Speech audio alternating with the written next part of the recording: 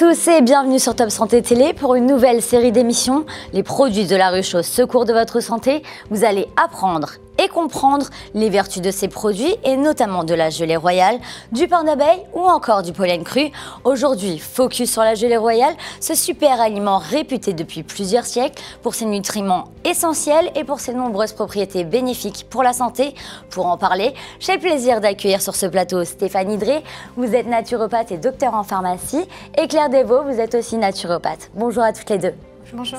Qu'est-ce que la gelée royale? La gelée royale, c'est le produit le plus élaboré de la ruche. On l'appelle le lait des abeilles ou même le caviar des abeilles pour désigner son côté très précieux, très rare. Et c'est la nourriture exclusive de la reine pendant toute sa vie. Ça va lui conférer une forte longévité et fécondité. On va voir après dans le détail à quoi c'est dû. Et par contre, les abeilles ouvrières qui fabriquent cette gelée royale ne sont nourries que les 3 premiers jours de leur vie par cette gelée royale. Elles vont vivre 45 jours alors que la reine, grâce à la gelée royale, va vivre, elle, 6 ans. Et grâce à la gelée, elle va vivre 6 ans, donc, et en plus, elle va pondre 1000 œufs par jour, ce qui est quand même assez exceptionnel. Et donc, la composition de la gelée royale, il y a quoi dedans? En fait, c'est un réel trésor nutritionnel. On a en majorité 50 à 70% d'eau déjà, bon, ça c'est une chose à part. On a 15% de glucides avec du fructose, du glucose, des protéines, donc 2 très intéressantes qui vont être la royale lactine et la royale lysine. On en reviendra tout à l'heure, je pense. Plus en détail? Plus en détail, avec des acides aminés essentiels.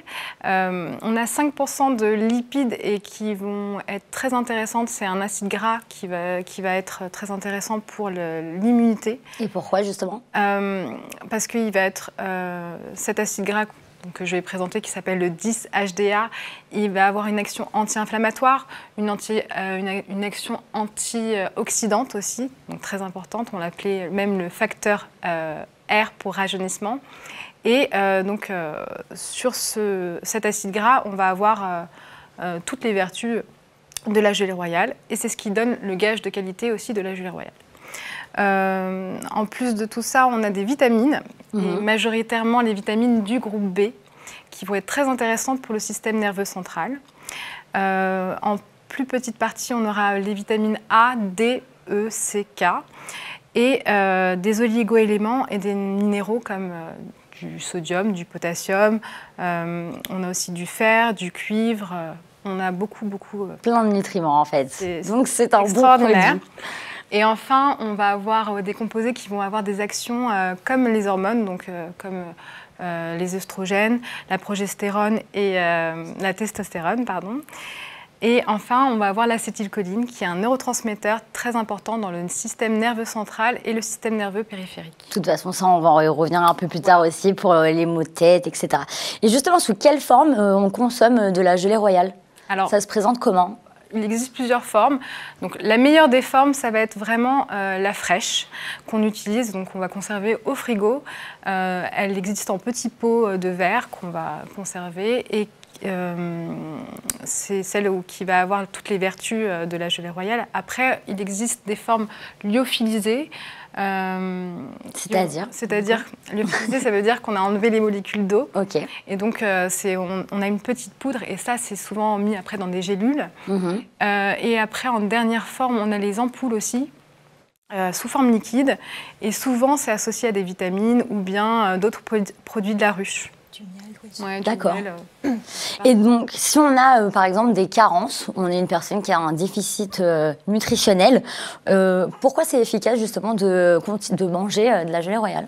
Parce que c'est un aliment à part entière. Vous voyez en introduction, c'est la nourriture exclusive de la reine et c'est un cocktail de bienfaits. Il y a vraiment toutes les vitamines, minéraux, oligo-éléments. Donc ça va permettre de pallier toutes les carences qu'on peut avoir dans le corps. Et pourquoi justement ça va pallier à ces carences? Qu'est-ce que ça va nous amener? Justement, la formulation, la composition est tellement complète que tout ce qui peut nous manquer va être apporté. Il faut en prendre tous les combien dans ce cas? Alors, ce qui est bien, c'est de faire des cures minimum 3 semaines jusqu'à 1 mois. Bon, Stéphanie parlait de la présentation en petits pots, c'est des pots de 30 grammes en général. On prend la dose d'1 gramme par jour, donc pour une cure d'1 mois. En ampoule, c'est souvent des boîtes de 20-21 ampoules pour des cures de 3 semaines. Donc voilà, minimum 3 semaines. Et les meilleures périodes pour faire des cures, c'est les changements de saison, surtout printemps-automne. L'hiver aussi, c'est vraiment un produit phare avant l'hiver. Pour booster les immunités, justement. Voilà. D'accord. Et donc la gelée royale a également des vertus régénérantes. Est-ce que vous pouvez nous expliquer, Claire, comment ça fonctionne? Alors effectivement, elle est connue pour activer la régénération des cellules et le métabolisme cellulaire. C'est comme ça, c'est grâce à elle que la reine multiplie son poids par 1000 en très peu de temps, qu'elle a cette longévité. Enfin voilà, c'est vraiment, il y a des facteurs de régénération dedans. Et il faut noter aussi qu'on peut utiliser la gelée royale en cosmétique. Il y a des marques qui ont intégré dans leur formule pour régénérer la peau de la gelée royale. D'accord. Voilà. Donc on peut l'utiliser quand on a des problèmes de peau, je suppose? Oui, alors après, elle est rare et relativement chère, mais bon, il y a des crèmes qui revendiquent une teneur en gelée royale. Après, si on a un petit pot de gelée, on peut bien sûr en appliquer sur la peau. Il en suit très peu, de toute façon, vu ses vertus, vu son pouvoir. Il n'y a pas besoin d'en mettre beaucoup. On parlait que la gelée royale était régénérante. Est-ce qu'elle permet d'éviter les maux de tête? Alors oui, parce qu'il y a, les maux de tête, les migraines, il y a plusieurs formes, plusieurs origines différentes, mais il semblerait quand même que la carence en vitamine B provoque des migraines.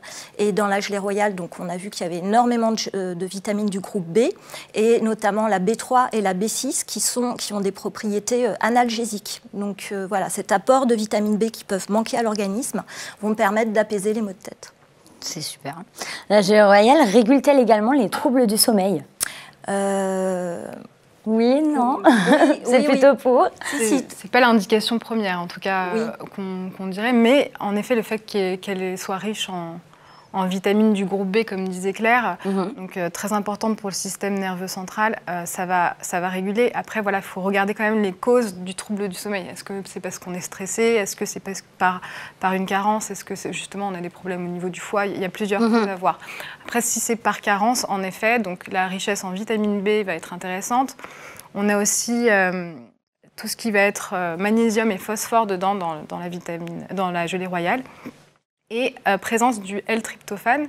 Donc c'est un acide aminé qui va être précurseur de la sérotonine, c'est l'hormone du bien-être. Et cette sérotonine-là, elle va être précurseur de l'hormone du sommeil.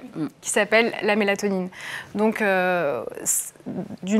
ça peut aider. Ça peut aider, mais on va dire que ce n'est pas la première des indications de la gelée royale. Mais quand même, des personnes qui prennent de la gelée royale pour un bien-être général ou voilà, avant l'hiver, ont constaté une amélioration du sommeil. Oui, tout à fait.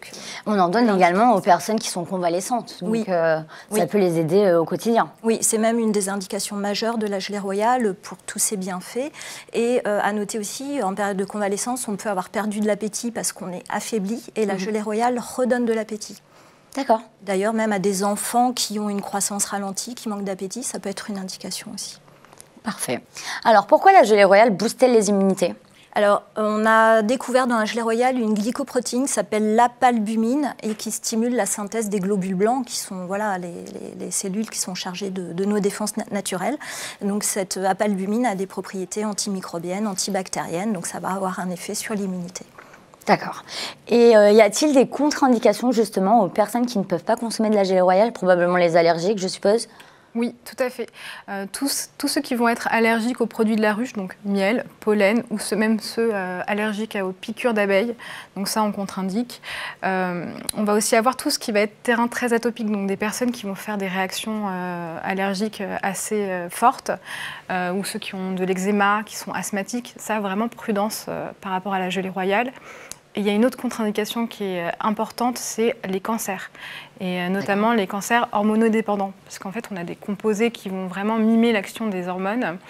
Et notamment dans le cancer du col de l'utérus, le cancer du sein et le cancer de la prostate, ça peut réactiver des récepteurs, en fait. Donc là, vraiment, on contre-indique. Mais en tout cas, merci à vous deux pour ces informations. Et on se retrouve la semaine prochaine pour un nouveau numéro des produits de la ruche au secours de votre santé. À bientôt.